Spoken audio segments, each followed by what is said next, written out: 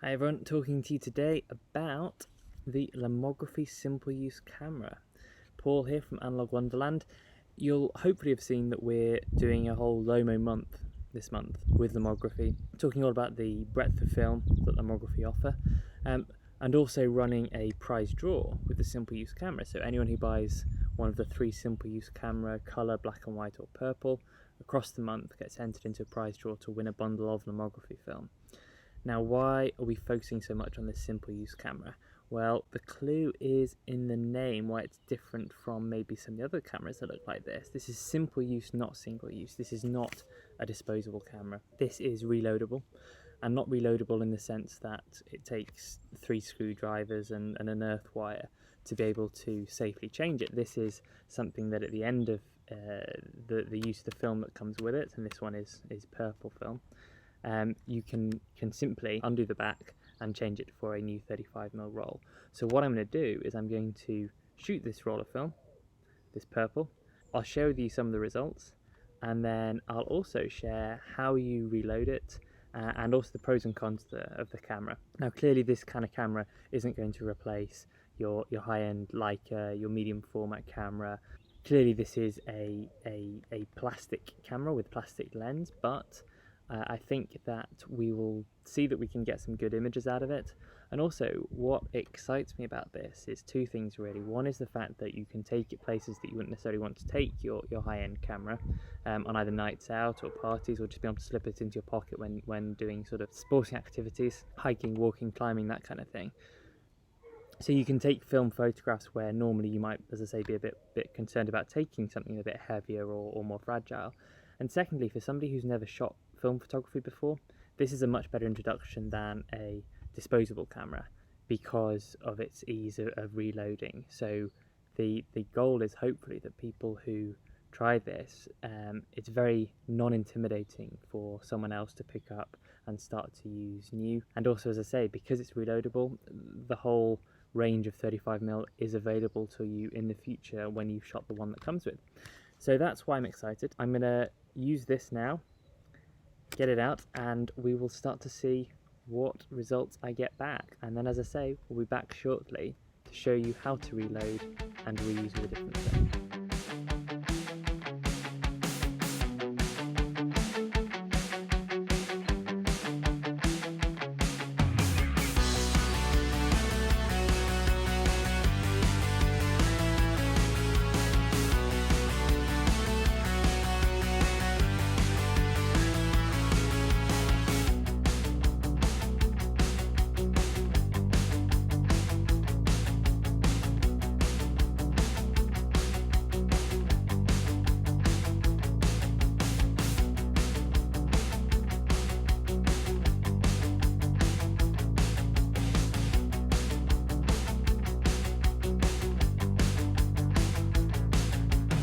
Hi, I'm back after a couple of days of shooting with the camera. We're down to 36 exposures. I've had a lot of fun with it. As hoped, what it's meant is I could take this camera places that I wouldn't take my OM1 or Yashica medium format.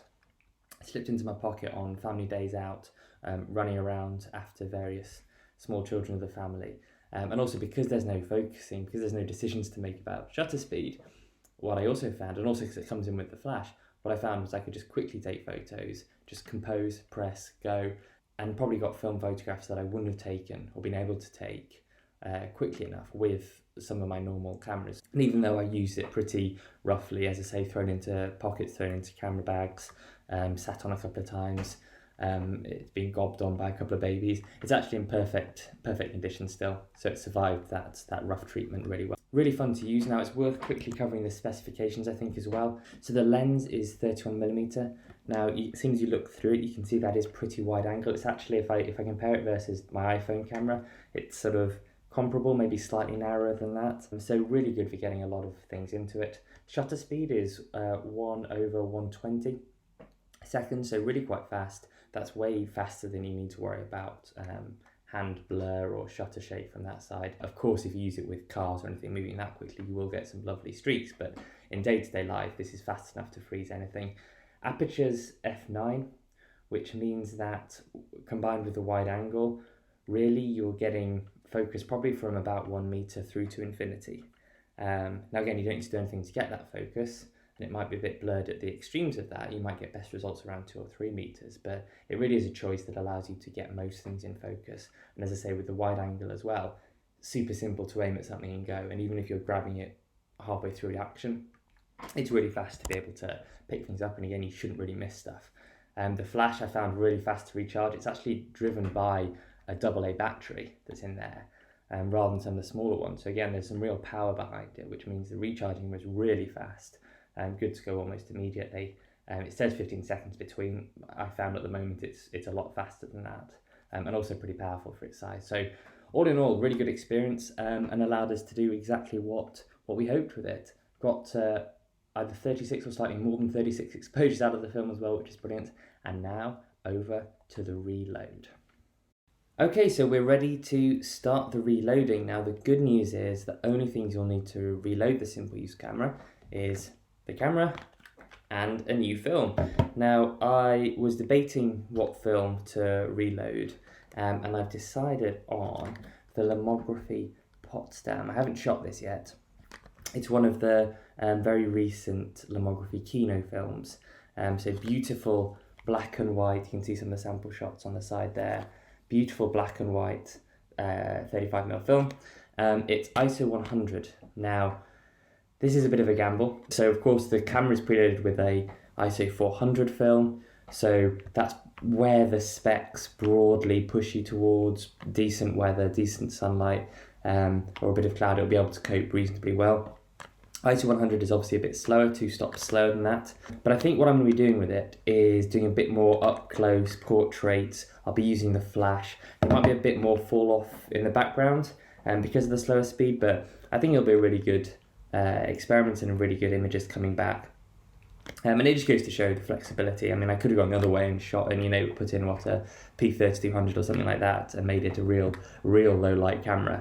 But I've decided to bank on a few more sunny days, and as I say, use a bit more of the flash to get some nice portraits. So here we go. So first of all, let's get the Potsdam ready. There we are, brand new, lovely paper backed. Paper labelled canister. There we are, 35mm, 36 exposures, brilliant. Okay then, reloading. So first of all, we need to remove the part from the bottom that comes over the battery compartment. There we go. And that has just torn away. You can see the battery compartment is here with the AA battery in, and it allows us to pop the side off. So very easily, there's a button on the side here, a little lever, sorry, not a button. You pull it down, and hopefully it just pops, and there we go. Pull it down and the back lifts off really simply. And of course here we can now see the end of the 35mm. So you just pull it down, slides out the bottom, boom, and there we go. This is the Lomochrome Purple film that we've just used within it. So let me just wind this all the way in, otherwise I will inevitably forget that it's been exposed and reuse it for something else. There we go, set this aside. That's going to be sent to the lab for the images that hopefully you've just seen. Okay then, so now we can see a little bit more about the internal workings of the camera. So it's very simple. You can see the little viewfinder there, you can see through to the shutter. This is where the new film goes, and this is the take-up spool. Now obviously the big difference versus a normal 35mm camera is that in a normal 35mm camera, you load the film up and then you pull it out and you shoot, you pull it out and you shoot, and at the end you then wind it all the way back in, and that's when you then open it up. This is the other way around. So as you shoot and take and wind it on, it winds the film back into the canister, which means that you need to unwind the entire film before we start. So when I finish the film, immediately pop open the back of the camera, done, send it off. But now we need to do it the other way around. So we'll first of all load the film, and then we'll have to rewind. So loading is super easy. So you pop it in here, just the opposite. So you slide it up. You might need to wiggle it to make sure it goes all the way top. You can see it's done when it's flush with the top. And then you pull out a bit of the leader, just like a normal 35mm camera. Pull out enough of the leader to go across to the other side. Have a look here.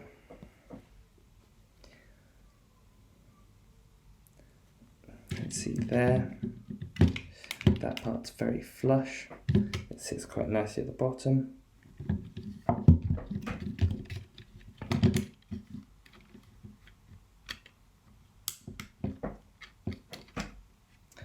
There we go, so that's now caught on to the little tooth, and we just need to wind it on now as well. So you can see here, that's caught on.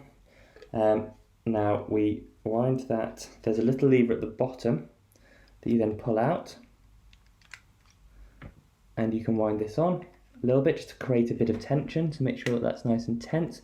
Make sure that the teeth have caught there, so you've got it caught there and you've got it caught there. As soon as it's flat, we're going to pull this and close it, and it should just slip, boom, at the bottom, click there. Then I'm still holding on to this lever, so I don't want it to start unwinding. Now the only thing we now need to do is we need to flick this little switch here. So you can see there's a little switch there with the arrow. We switch it over to the left, like that. That's now done, that's over at the left, and that means that we can now wind it. So what we're doing here is we're winding the entire film from inside the canister onto that take-up spool. So here we go.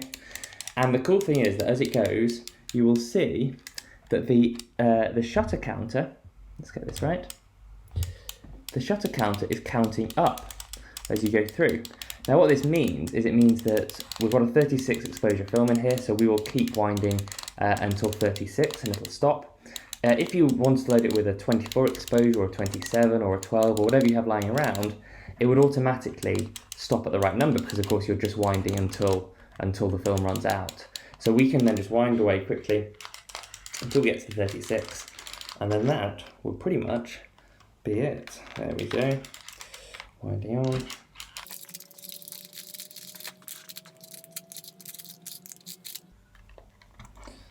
And there we go, it's stopped automatically. You can see it's at 36, and actually you can even see the start of the E that'll be empty.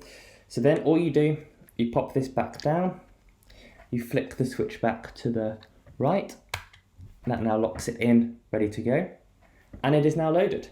This is now loaded with Potsdam 100 black and white film. We still have the flash, we still have the colours, which will make a little bit less difference, but of course still make some difference depending on how you want to reflect the light back onto black and white. And this will go. Now I should probably make a note somewhere of the film because inevitably I'll forget, but for now I'll just go with it. This is now going to go back into my pocket, will be used for the next set of family fun days, nights out, pub sessions, that kind of thing. Which would be brilliant fun. I'm not worried about the flash running out, because as I say, I can change the battery here without needing to touch the film part. It can happen, it can run out even in the middle of the film and I'll just be able to use it. And then I'm actually really excited to see what kind of things we get back from it. And there we go, let's crack on. If you have any questions, then please pop them in the comments below. I'll be happy to answer them. If you run into issues while you're reloading, again, rewatch the film. It hopefully is reassuring for you to see this now that it is this simple. I'm no expert in this kind of stuff and I could do it straight away, so that's always a good sign. But pop any comments of what you think, see which one you'd like, and of course you can head over to the store now, pick up one, and if you buy any of the Simple Use cameras across this month, you will be entered into the prize draw to win a Lomography film bundle. So a bit of extra incentive for you to try it out, or if you want to donate one to a friend that you think would love film photography but hasn't quite made the jump yet, this is a brilliantly accessible way. A Simple Use camera, a couple of films, and they'll be set to start creating images straight away. Thank you so much for watching, and I look forward to speaking to you again soon.